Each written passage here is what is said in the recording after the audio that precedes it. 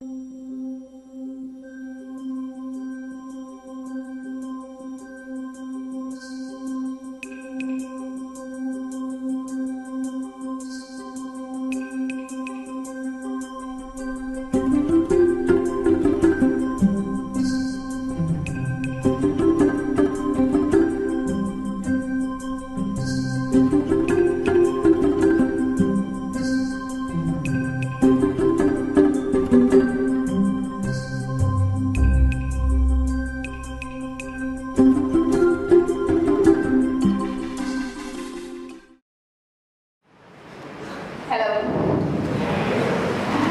So, I'm not going to talk anything wild, okay? Don't worry. Here, I'm mainly going to talk about my dreams, my passion, and maybe my fantasies. We all dream, right? So, when we see in our life our dreams coming true, that excitement, sometimes you find it very difficult to differentiate whether it's your dream or reality. That's what I want to talk about, and my story has a lot of such magical moments. I'm from a small village called Paragor, which is in Kollam district. I've done all my schoolings over there, and I've done my graduation in Fine Arts College and specialized in applied arts. That's the place I got my basics of photography. Thanks to my senior and a very good friend of mine, his name is Shivan, who gave me the basics. So after my graduation, I tried to work with a photographer, a fashion photographer, who was based in Cochin. Somehow things didn't work out. So I had a career shift from a photographer to a graphic designer. Eventually, I moved from Cochin to Bangalore. Once again, another career shift from photographer to graphic designer, then from graphic designer to a web designer, come developer. My dad was in central government service, so as kids we used to travel across India at least once or twice in a year.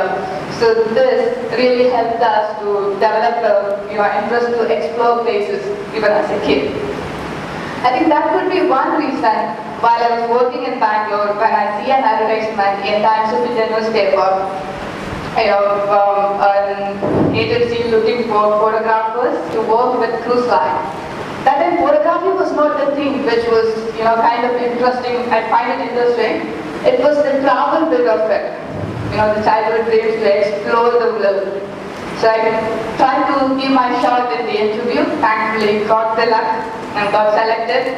I was working with the Royal Caribbean Cruise Line for some time and got an opportunity to see places like the US, Canada, Alaska, Caribbean.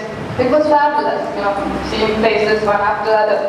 But then, the photography part, that was not the kind of photography I was interested in. So after some time, as usual, I got bored, I quit my job, then fly down to Dubai to see a friend.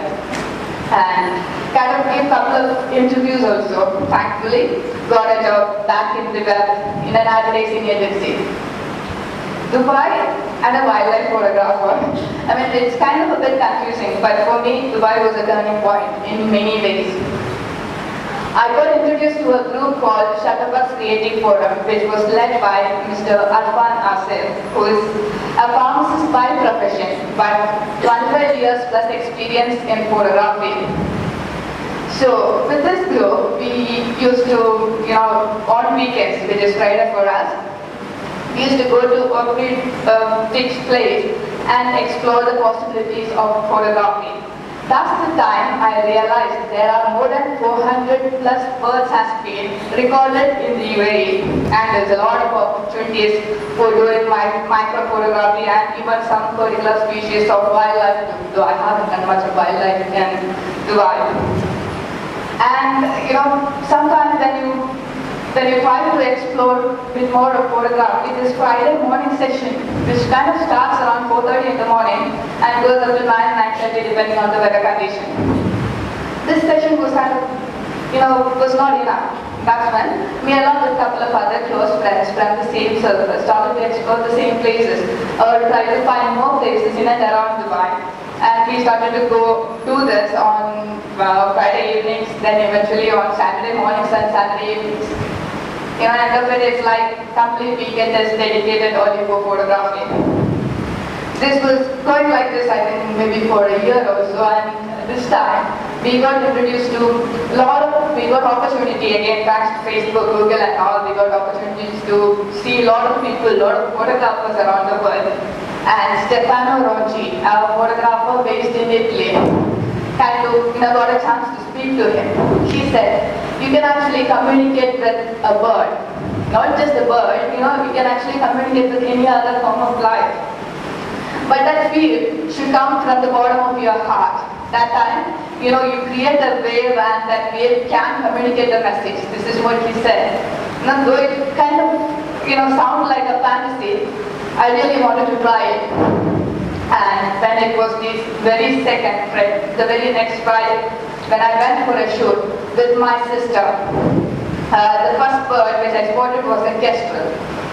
And what I asked was the bird to lift its wings, And it was not a verbal communication like this. I was trying to ask from my mind. Maybe you can call it as a meditation, a prayer, a request, or the urge. That feel was there. It lasted for maybe 2 minutes, 3 minutes, then the magic happened. The bird not only lifted its wing, it kind of, turned around. I was so excited, I couldn't believe it, I was confused, I could hardly do was 2 clicks, that's it. But then, as any other human, you get confused whether it is a reality or it's just a coincidence. Questioning yourself. And then, even though I knew I was kind of asking for a little too much, I tried to repeat it. That's when I noticed there were a lot of small butterflies around me, but all of them were kind of hiding in, below the leaves and stuff. So I tried the trick again, meditation, or I don't know what you call it. And again, in a couple of minutes, the magic repeated. They started to fly around me. They sat in positions where I could take much better picture. It was an experience. I still don't know how to explain it. But after this particular day, after this particular moment, this is, my life was kind of a fairy tale. One after one, incidents like this, it was kind of unbelievable for myself itself. This particular picture, this is a spot-bill pelican. I used to see a similar action shot of a great white pelican from Sudhir Shivaram's website. I used to visit his website only to see this particular picture at least once or twice every day for months. Till that time I've never seen this bird. That's when a friend of mine based in Chennai invited me over here to Chennai, and he said there's a possibility to see this bird as well as owlets. There was no second thought for me. I dropped in, and I think on the second time that's when I got the same picture. It's not about recreating the art. It's about the connection between you and the nature. We put the name. Yeah, this is a hornbill. I mean. To get a glimpse of this particular bird, I think I have done maybe 3 trips to Valpare so far. And the first 2 trips, I do get a glimpse of it for a few seconds. That's it, no single shots. On the 3rd time, yes, I did get a couple of shots. They were beautiful too, but not the way I was thinking. Sometime back, when I got a picture, something similar, in Kalyan Verma's website. So from that time it was in my mind. And by this time, there was another interest. Rather than going and exploring the wild in the safari jeeps, I wanted to explore the wild, walk in the wild. So when I spoke to the photographer, I'm not sure how many of you know Balan Madhavan sir, whom we call Balan with lots of love and respect. So I told him about my interest in this, and he gave me an opportunity to come down to Peria. It's amazing. It's not like traveling in a gypsy and exploring it. You walk, you get bitten by leeches, you see wild dogs crossing your road. it was something really out of the world.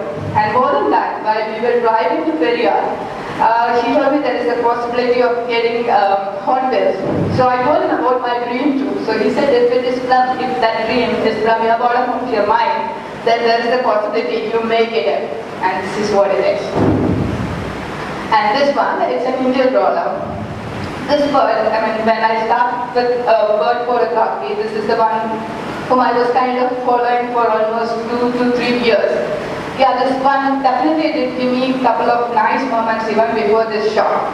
But while shooting this particular picture, there were 2 other friends along with me in the car.